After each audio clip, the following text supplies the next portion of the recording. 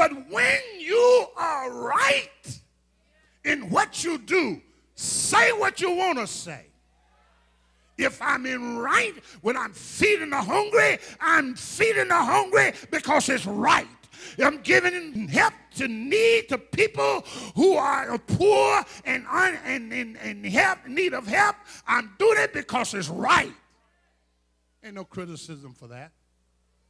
But anyway, we will make it what it is. So first of all, if I'm going to do it, requires a personal conviction, and I get that by being right with what I do.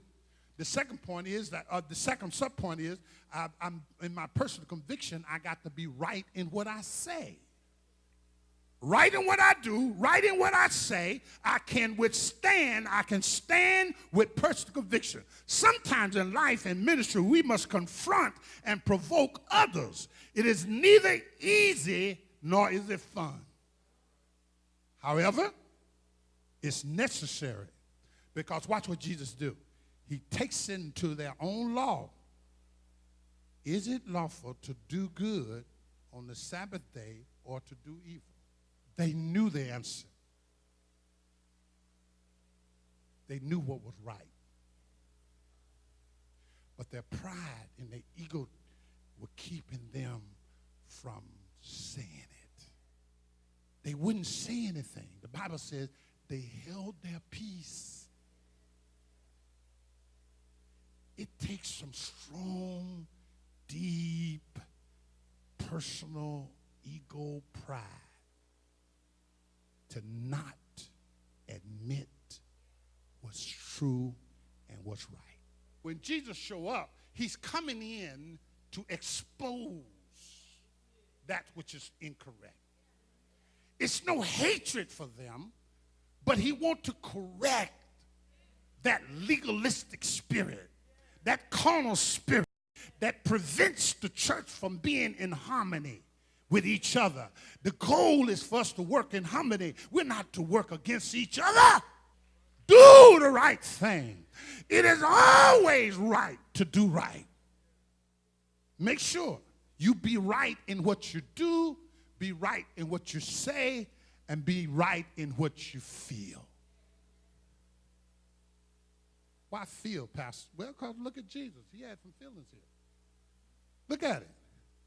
But they held their peace. And when he had looked around on them, see, he said to them, is it lawful to do good on the Sabbath day or to do evil, to save a life? They shut up. The text says, but they held their peace. Watch this. He looked for them to answer, but they took the posture of controversy. They didn't want to answer right because it would made them guilty. Oh, God, help me here. But they held their peace. You know how folk do when they don't want to agree with you and they're not with you anyway. Pride, ego, selfishness prevents one from seeing the right thing. That kind of spirit looks for company, looks for partnership, because they can't operate by themselves. They have to operate in the company of others to make them feel like they are somebody. But he was grieved in his heart. I ain't going to be with you long. He was grieved at the point where he was sorry for what they was feeling. They had no compassion for the man with the withered hand. They wasn't even concerned about him. He's standing there, coming to church, raising one hand because the other hand was withered. He's coming raising one hand.